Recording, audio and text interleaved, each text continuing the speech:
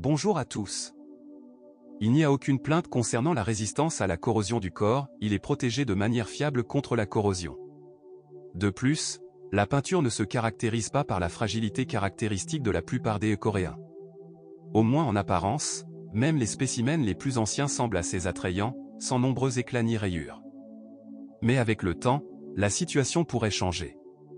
Après tout, les représentants les plus vénérables de ce modèle remontent à fin 2016. En fait, l'Elantra n'a même pas encore 3 ans. Cependant, des plaintes ont déjà commencé à arriver concernant la transpiration des phares, responsables des fuites de leur conception. De plus, certains propriétaires se sont plaints du fait que le métal était trop fin et difficile à redresser. Par conséquent, en cas d'accident, vous devrez acheter de nouvelles pièces de carrosserie. Dans ce cas, nous déconseillons fortement l'achat de pièces détachées chinoises. Premièrement, ils ne durent pas longtemps, ils rouillent rapidement. Et deuxièmement, ils sont très difficiles à régler lors du soudage, lorsque la voiture est préparée pour la peinture. En général, les techniciens des centres concessionnaires recommandent des pièces de carrosserie fabriquées en Corée ou des analogues de haute qualité, et coûteux, de fabricants célèbres. Mais le plus gros reproche concerne le manque d'isolation phonique. De nombreux propriétaires ont installé des Shunka supplémentaires. De plus, il existe de nombreuses machines de ce type sur le marché. Ainsi, si vous le souhaitez, vous pouvez même trouver une option avec protection complète, avec revêtement des passages de roues et du bas. À noter que l'isolation phonique du compartiment moteur est tout à fait correcte. Sous le capot se trouvent deux moteurs essence de 1,6 litres, 128 chevaux, de la série G4FG et de 2,0 litres, 150 chevaux, de la série G4NA. Les deux moteurs sont équipés d'un entraînement par chaîne de distribution et d'un système de calage variable des soupapes. Ils sont bien connus des mécaniciens du modèle précédent et des autres voitures du groupe. Les unités sont généralement fiables et peuvent assez facilement consommer de l'essence de qualité 92, à condition qu'elle soit de haute qualité. Le carburant de substitution a un effet néfaste sur la fiabilité et la durabilité des moteurs. Par exemple, l'utilisation d'une mauvaise essence entraîne un colmatage du collecteur d'admission, ce qui sera indiqué par des régimes moteurs flottants. Dans le même temps, les bougies d'allumage et les bobines d'allumage, le système d'alimentation et les injecteurs souffrent. Mais surtout, surveillez l'état du pot catalytique. Dès que vous sentez qu'elle commence à montrer les premiers signes d'usure, remplacez-la par une pièce neuve. Le fait est que le catalyseur, qui lui ressemblait beaucoup, est détruit à l'intérieur, ses nids d'abeilles en céramique se désintègrent en petites fractions et poussières, qui sont aspirées dans les cylindres. Ainsi, un effet mécanique se produit sur le miroir du bloc cylindre, la compression chute, la consommation d'huile commence et le moteur subit de grosses réparations. Et vous devrez débourser près d'une somme à 6 chiffres pour cela. À propos, c'est l'unité de 1,6 litres qui y est le plus souvent vue. À 100 000 km, les moteurs commencent à grincer, les joints de couvercle de soupape, les joints de vilebrequin et d'arbre à cames, ainsi que divers joints et garnitures fuient. Les capteurs de position d'arbre et de ralenti, les sondes lambda et autres éléments électroniques sous forme de relais et de fusibles tombent en panne. Le générateur et le démarreur durent un peu plus longtemps. Il est recommandé de mettre à jour la ceinture de fixation tous les 60 000 km.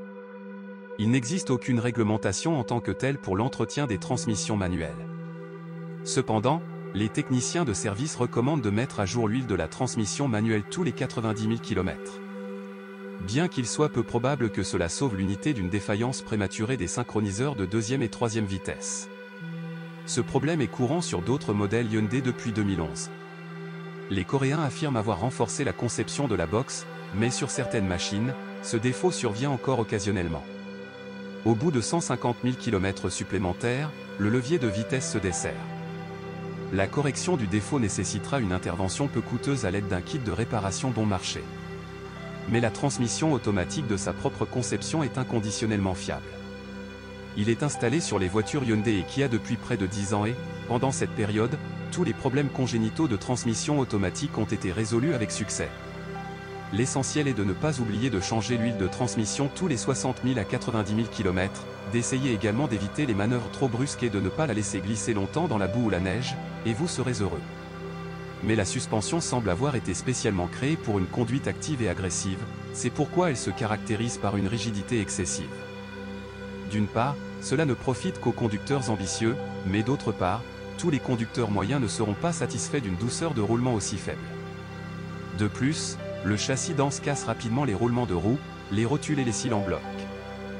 Bien que le coût des pièces de rechange pour la Hyundai Elantra soit tout à fait raisonnable et que la durée de vie des pièces ne soit pas inférieure à celle des concurrents. Les matériaux consommables sont considérés comme des jambes de force et des bagues stabilisatrices, qui durent en moyenne 20 000 à 45 000 km. Avec eux, ceux qui s'imaginent être des Schumacher mettent généralement à jour les roulements de roues. Mais les pilotes manquant d'ambition en course viennent au service pour les remplacer 2 à 3 fois moins souvent.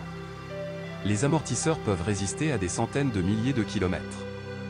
La même quantité est approximativement mesurée pour les rotules.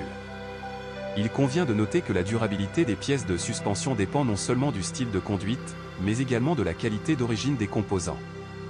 Ainsi, la berline dispose de disques de frein assez faibles, qui se déforment après plusieurs freinages au sol. Mais encore une fois, ce sont surtout les conducteurs de jeux d'argent qui aiment faire la fête qui s'en plaignent. Dans le même temps, vous devrez débourser pour les embouts de direction, qui s'usent au bout de 20 000 à 40 000 km.